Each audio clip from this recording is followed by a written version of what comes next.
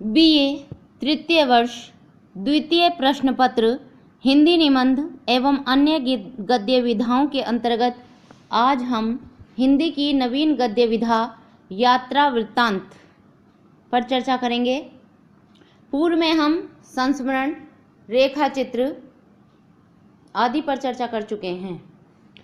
यात्रा वृत्तांत। यात्रा का आकर्षण मानव को सदैव से अपनी ओर खींचता रहा है। सभी लोगों को घूमना फिरना बहुत पसंद होता है और इसी प्रकार यात्रा जो है वो हर मानव को आकर्षित करती है, अपनी ओर खींचती है। साहित्यिक प्रतिभा से युक्त मानव जो साहित्यकार कहलाता है द्वारा यात्रा की अनुभवों को शब्दों में उतारना, उसने कैसा महसूस किया, हिंदी गद्य विधा के अंतर्गत यात्रा साहित्य कहलाता है। एक साहित्यकार जब यात्रा करता है तो अपने यात्रा अनुभवों को, यात्रा के दौरान उसने कैसे भाव अपने हृदय में अनुभव किए, उन्हें जब वो शब्दों में उतारता है, लिखता है, तब वह हिंदी गद्य विधा के अंतर्गत यात्रा साहित्य, यात्रा वृत्तांत कहलाता है। डॉक्टर धीरेन्द्र वर्मा और डॉक्टर रघुवंश ने यात्रा वृत्तांत के संबंध में अपने बहुमूल्य मत दिए हैं।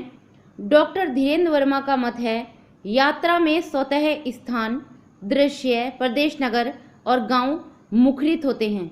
अर्थात जब साहित्यकार अपने द्वारा की गई यात्रा के विषय में लिखता है तो मानो पढ़ने वाले के सामने वह यात्रा किया गया स्थान, उसके जो दृश्य हैं, प्रदेश, नगर और गांव हैं, मानो वे स्वयं ही बोलकर अपना परिचय देते हैं। उनका अपना व्यक्तित्व उभरता है। वह एक अन्य ही प्रकार से पाठक को प्रभावित करते हैं। यात्री अपनी यात्रा को मानसिक प्रतिक्रियाओं के रूप में ग्रहण करता है।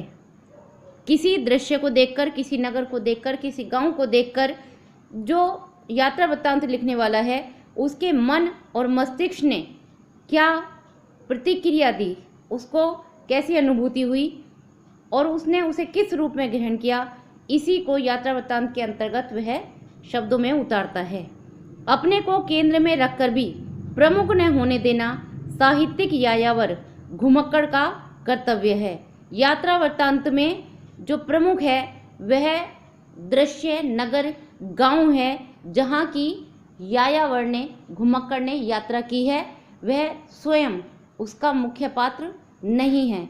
इस प्रकार जो यात्रा वृत्तांत है उसका प्रमुख गुण ये है कि लिखने वाला, जो यात्रा वृत्तांत लिखने वाला साहित्यकार है वह केंद्र में नहीं है। केंद्र में वह नगर, दृश्य, गांव है, स्थान है जहाँ की उसने यात्रा की है। क्योंकि यदि लेखक का व्यक्तित्व उभरेगा तो अन्य सब गौण हो जाएगा और यात्रा साहित्य न होकर आत्मचरित ही रह जाएगा। यदि लिखने वाला महत्वपूर्ण हो जाएगा तो वह घटना, स्थान, दृश्य, गांव वे गौण हो जाएंगे, वे उतने प्रमुख रूप में पाठक के सामने उभर कर नहीं आएंगे। इसलिए यात्रा वृत्तांत लिखते समय लेखक को, साहित्यकार को यह ध्यान रखना होता है कि वह अपने व्यक्तित्व को किस जहाँ की यात्रा की है उसकी तुलना में गौण रखे और उस नगर, गांव, दृश्य को प्रमुखता प्रदान करे। ऐसा कहना है डॉक्टर धीरेन्द्र वर्मा का। इसके पश्चात यदि हम यात्रा साहित्य जो आधुनिक युग की विधा है उसमें डॉक्टर रघुवंश के मत का अध्ययन करें तो वह कहते हैं कुछ ऐसे यायावर हैं, यात्रा करने वाले हैं जो अपने यात्रा साहित्य को समग्र जीवन की अभिव्यक्ति के रूप में ग्रहण करते हैं। मानो उन्होंने पूरा एक जो जीवन है मानो उसको ही यात्रा साहित्य के रूप में प्रकट कर दिया है। उनके लिए प्रकृति सजीव है, मानो प्रकृति स्वयं उनसे बातचीत करती है, वार्तालाप करती है। यात्रा में मिलने वाले पात्र आत्मीय स्वजन हैं और यात्रा में जिन अनजान लोगों से भी वे मिलते हैं वो उनके लिए मानो अपने घर परिवार के सदस्यों की तरह आत्मीय हो जाते हैं, स्वजन हो जाते हैं, अपने लोग हो जाते हैं। वे देश की आत्मा का साक्षात्कार करते हैं। वे किसी जमीन के टुकड़े का नहीं वरन उस भूभाग में निवास करने वाले निवासियों से मिलते हैं। तो मानो जो देश की आत्मा है अर्थात जो उस भौगोलिक खंड में निवास करने वाले निवासी हैं वे उस भूखंड की आत्मा हैं और उससे वो यायावर साक्षात्कार करता है, प्रत्यक्ष रूप में मिलता है। वे देश देश में बिखरे हुए इतिहास को, संस्कृति को, समाज को अपनी अनुभूति का अंग बनाकर अभिव्यक्त करते हैं। उनके यात्रा साहित्य में महाकाव्य और उपन्यास का विराट तत्व, कहानी का आकर्षण, गीति काव्य की मोहक भावशीलता, संस्मरणों की आत्मीयता, निबंधों की मुक्ति सब एक साथ मिल जाती है। उनका जो यात्रा साहित्य है उस यात्रा साहित्य में महाकाव्य, उपन्यास, कहानी, गीति काव्य, संस्मरण और निबंधों जो हिंदी की बहुत प्रमुख विधाएं हैं, गद्य विधाएं हैं, उन सब के ही गुण उसमें समाहित हो जाते हैं, सब एक साथ मिल जाते हैं। उत्कृष्ट यात्रा साहित्य ऐसा ही होता है।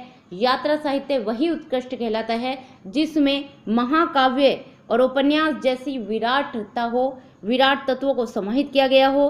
कहानी का जैसा आकर्षण होता है वैसा ही उसमें आकर्षण समाया हुआ होना चाहिए, पढ़ने वाले को वो अपनी ओर आकर्षित करे। गीति काव्य की मोहक भावशीलता, और जो गीति काव्य का प्रमुख गुण है भावों से भरा हुआ होना, ऐसा ही यात्रा साहित्य होना चाहिए। संस्मरणों की आत्मीयता, मानो जो पढ़ने वाला है वह उस गांव, नगर, स्थान से आत्मीय रूप से जुड़ गया हो।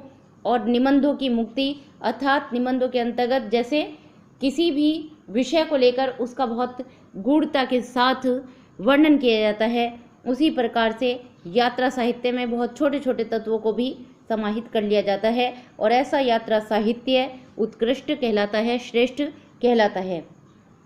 इन मतों के आधार पर यदि हम यात्रा साहित्य के तत्वों पर विचार करें तो निम्न तत्व इसमें होना आवश्यक है। नंबर 1, तथ्यात्मकता। यात्रावत किसी व्यक्ति के द्वारा किसी काल विशेष में किसी विशेष उद्देश्य से विशेष स्थान की यात्रा का भावात्मक चित्रण है, अतः उसमें तिथि या काल, स्थान तथा यात्रा के मार्ग, साधन, उद्देश्य आदि का वर्णन होना चाहिए। वह यात्रा साहित्य में सर्वप्रथम जो तत्व महत्वपूर्ण है वह है तथ्यात्मकता, अर्थात किस तिथि में, किस दिनांक में, किस जगह पर, किस उद्देश्य से, किस साधन के द्वारा, किस मार्ग के द्वारा यायावर ने यात्रा की है उसका वर्णन करना इसमें आवश्यक है। यह इसका प्रमुख तत्व है, तथ्यात्मकता। यथार्थ अनुभूति, इसमें लेखक की यथार्थ अनुभूति अर्थात जो उसने यात्रा के दौरान स्वयं अनुभव किया है उसका चित्रण करना आवश्यक है। इस प्रकार यात्रा साहित्य का दूसरा महत्वपूर्ण तत्व है यथार्थ अनुभूति, जो लेखक ने यथार्थ में, वास्तविकता में स्वयं अनुभव किया है। एकात्मकता, लेखक वर्णित स्थान आदि के साथ एकात्मकता की अनुभूति करता है, उसके आनंदों में स्वयं निमग्न डूब जाता है, पाठक को भी निमग्न करता है और जब वो उस यात्रा के जो वृत्तांत है उसको लिखता है तब उसको पढ़ने वाले पाठक भी उस आनंद में डूब जाते हैं। अर्थात जिस स्थान की वो चित्रण वर्णन अपने यात्रा वृत्तांत में कर रहा है उसके साथ वो अपने को एकाकार कर लेता है, वह उससे जोड़ लेता है। व्यक्तिकता, यात्रा वृत्त में लेखक की व्यक्तिगत रुचि का भी महत्वपूर्ण स्थान होता है। लेखक की निजी रूप से उस स्थान, गांव से जुड़ने की रुचि होनी चाहिए और ये व्यक्तिकता भी यात्रा साहित्य का एक प्रमुख तत्व है। कल्पना प्रियता, लेखक की कल्पना शक्ति नेत्रों के सम्मुख उपस्थित दृश्य के भीतर प्रवेश करके बीत चुके और जो आज वर्तमान में विद्यमान है को मिलाकर जब एक साथ देखती है तब पाठक भी मात्र देखने वाला न रहकर विचार और शोध करने वाला बन जाता है। राहुल सांकृत्यायन की शोधपूर्ण प्रवृत्ति और कल्पना शक्ति की उर्वरता ही उनके यात्रावृत्तों को मार्मिकता, हृदय से जोड़ने का एक तत्व प्रदान करती हैं। राहुल सांकृत्यायन का घुमक्कड़ शास्त्र हिंदी साहित्य में गद्य विधा के अंतर्गत यात्रा वृत्तांत का सर्वश्रेष्ठ उदाहरण है और राहुल सांकृत्यायन के जो यात्रा साहित्य है उसमें जो शोधपूर्ण प्रवृत्ति है, जो स्थान पर गए हैं उस स्थान पर स्थित मुख्य जो स्थान है उनको लेकर उन्होंने जो शोध किया है उस प्रवृत्ति में, और जो कल्पना शक्ति की उर्वरता है, जो अतीत में, जो पूर्व में घटित हो चुका है और जो आज विद्यमान है, उसको एक साथ जोड़ देने की जो कल्पना प्रियता है, वह उसने उनके यात्रा साहित्य को उत्कृष्टता प्रदान की और इसे यात्रा साहित्य के तत्वों में एक महत्वपूर्ण तत्व माना गया है। अनुभूति की गहनता। दृश्य की जितनी गहरी छाप लेखक के हृदय पर पड़ेगी, पाठक उतनी ही गहराई में जाकर उसका आनंद ले पाएंगे। अतः अनुभूति की तीव्रता आवश्यक है। किसी भी स्थान, गांव, नगर में पहुंचकर जब लेखक उसे देखता है और उसे देखकर जो उसके हृदय पर एक प्रभाव पड़ता है, वह प्रभाव जितना गहरा होगा और वो उसका जितना गहराई के साथ चित्रण वर्णन करेगा, उससे उतना ही आनंद पढ़ने वाले को आ पाएगा। अतः अनुभूति की जो तीव्रता है, जो गहराई है, उसे भी यात्रा साहित्य का प्रमुख तत्व माना गया है। चित्रात्मकता। यात्रा वृत्तांत इतिवृत्तात्मक नहीं होना चाहिए, अर्थात वह केवल लिख दिया जाए और पाठक उसको लिखे हुए को पढ़ लें, उनके सामने कोई दृश्य, कोई बिंब उपस्थित न हो पाए, ऐसा नहीं होना चाहिए। वह ऐसी शैली में लिखा जाना चाहिए कि मानो पढ़ने वाले के सामने वह स्थान, नगर, शहर एक चित्र के रूप में उभर कर आ जाए, उसके मनोमस्तिष्क में वो एक चित्र स्थापित कर दे। लेखक जिस स्थान, गांव, शहर की यात्रा करके आया है, अतः चित्रात्मकता भी यात्रा साहित्य का प्रमुख तत्व है। रोचकता। रुचि जागृत कर दे, चाहे प्रकृति के दृश्य हों, चाहे नर नारी जीवन के चित्र हों। लेखक को उनके वर्णन में ऐसी भावात्मक और सरस जो रसयुक्त शैली है, उसे ऐसे प्रस्तुत करना चाहिए कि पाठक निरंतर उनका आनंद ले सके, उसका सजीव रूप में आनंद ले सके।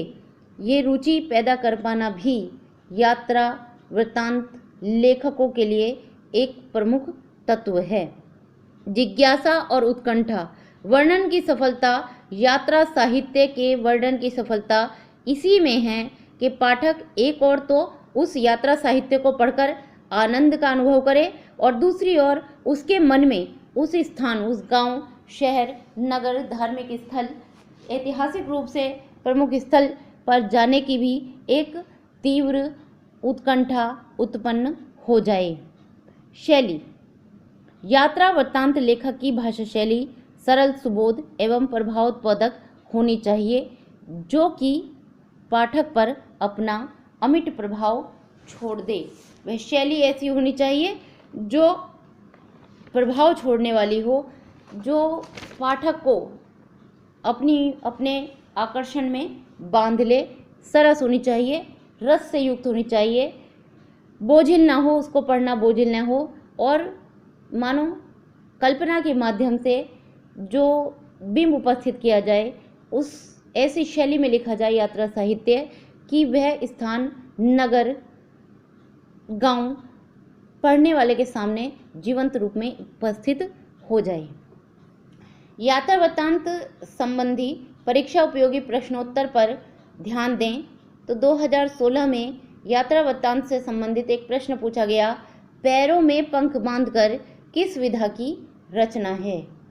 4 विकल्प दिए गए, रिपोर्टाज, यात्रावृत्त, संस्मरण, जीवनी, और पैरों में पंख बांधकर किस विधा की रचना है, यात्रा वृत्त है। 2015 में एक प्रश्न पूछा गया, राह बीती में किसके यात्रावृत्त संकलित हैं। इसमें यशपाल जो महान साहित्यकार हुए हैं, उन्होंने अपने जो यात्रावृत्त हैं उन्हें राह बीती शीर्षक के अंतर्गत संकलित किया है। 2019 में प्रश्न पूछा गया, अपोलो का रथ जो आपके पाठ्यक्रम में संकलित है, सम्मिलित है, अपोलो का रथ यात्रावृत्त में विश्व के किस भाग का वर्णन है, और इसका उत्तर है यूरोप। 2019 में ही एक अन्य प्रश्न यात्रावृत्त से संबंधित पूछा गया, प्रसिद्ध